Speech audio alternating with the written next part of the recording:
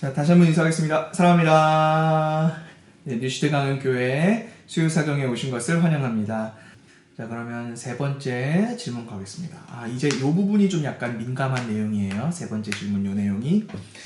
이것만 가지고 설명을 1시간 이상 설명할 수 있을 것 같아서 짧게 한 10분을 목표로 하려면 좀 다듬어야 돼요. 일단 해보겠습니다. 세 번째 질문입니다.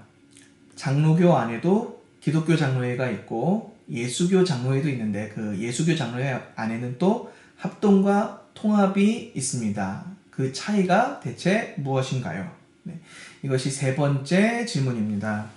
기독교 장로회 그리고 예수교 장로회, 이 기독교 장로회와 예수교 장로회가 왜 갈라졌는지를 잠깐 설명드리고 예수교 장로교 안에서도 왜 합동과 통합이 나뉘는지 그 내용만 살짝 설명드리겠습니다. 그러니까 역사를 설명해 드리도록 하겠습니다.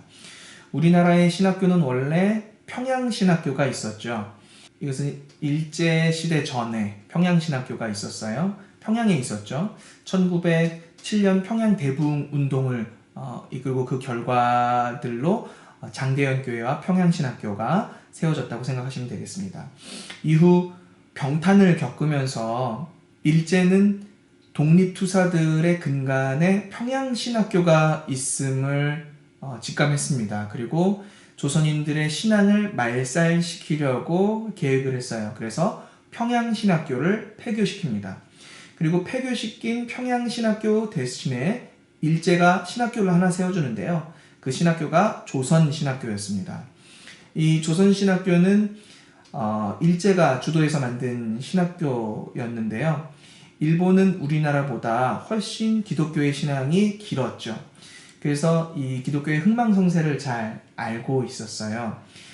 기독교인들을 폭력으로, 무력으로 짓밟았던 역사도 있었고요. 그러나 사실 가장 효과적으로 그리스도인들의 신앙이 흩어지게 되는 것은 사실 자유주의의 태동이라고 생각했었던 일제는 조선신학교를 자유주의 신학교로 만드는 것이죠. 그래서 자유주의 안에서는 성경을 마치 일종의 신화처럼 대하거든요. 그러나 이제 우리나라가 독립을 하게 되면서 1953년에 이 자유주의 신학 노선을 따르던 조선신학교의 세력들이 이 한국 장로교에서 갈라져 나가게 되었습니다. 그리고 조선신학교는 후에 한신대학교로 이름을 바뀌게 되죠. 지금 있는 그 한신대학교입니다. 그러니까 갈라져 나간 그 장로교가 바로 기독교 장로회입니다. 그래서 우리가 줄여서 기장이라고 부르죠. 우리는 예수교 장로회고 갈라져 나간 자유주의 신학교가 기독교 장로회입니다. 이제 예수교 장로회가 복음주의 신앙을 따르고 있죠.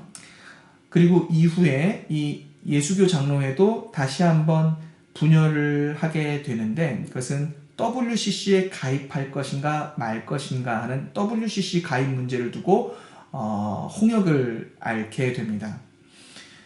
결국 총회에서는 이 WCC는 칼빈주의 신학과는 결이 다르다고 결론을 내리고 가입을 하지 않기로 결의했습니다.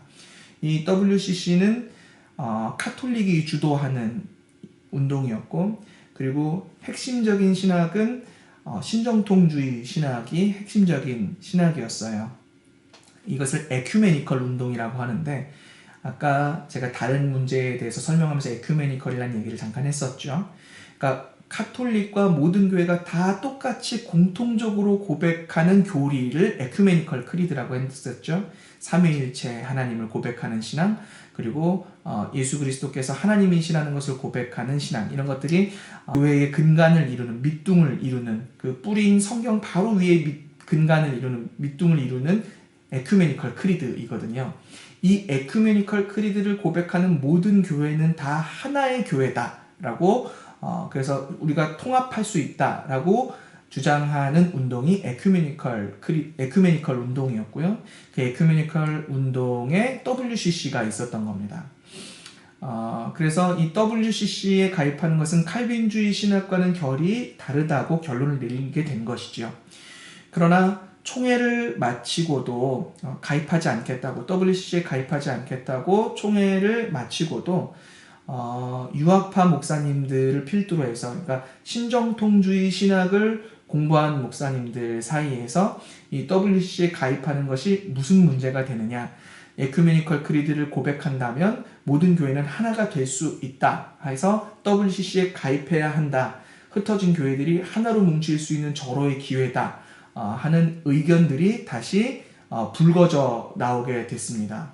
그래서 이후에 이 두 세력이 대립을 하게 되는 것이죠.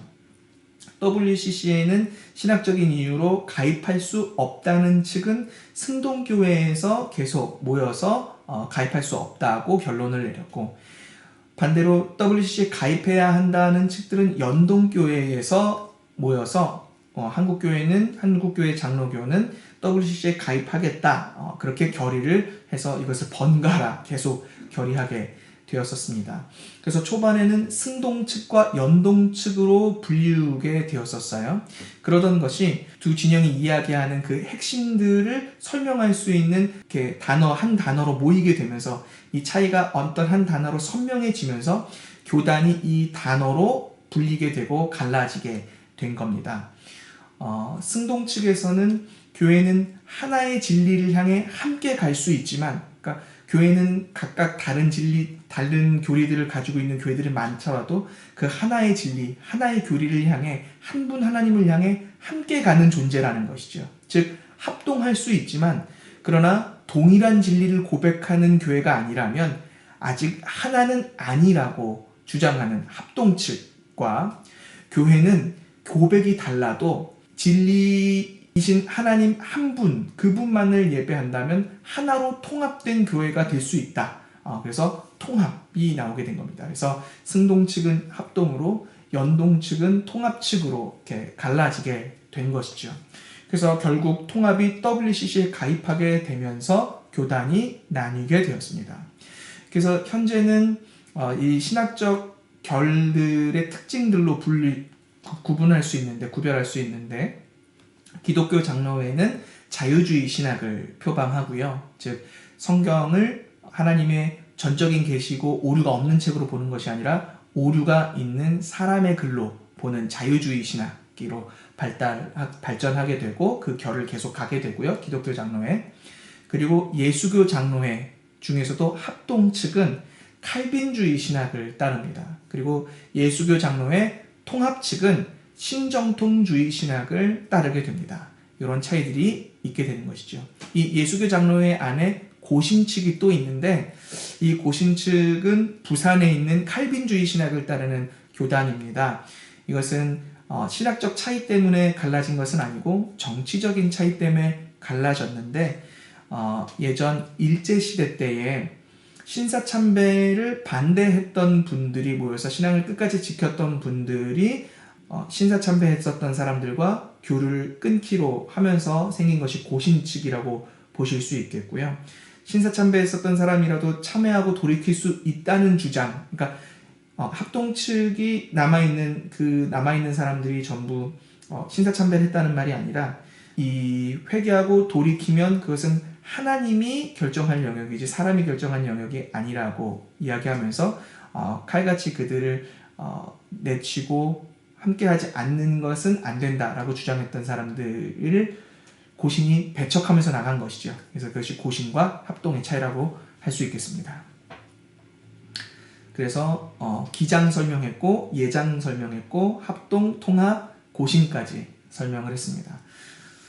설명하기로 하면 훨씬 더 자세하고 훨씬 더 길게 설명하고 그래야 또 오해가 없을 수 있는데, 일단은 그렇게 설명해도 다 기억 못 하실 테니까 요만큼만 좀 설명하도록 하겠습니다.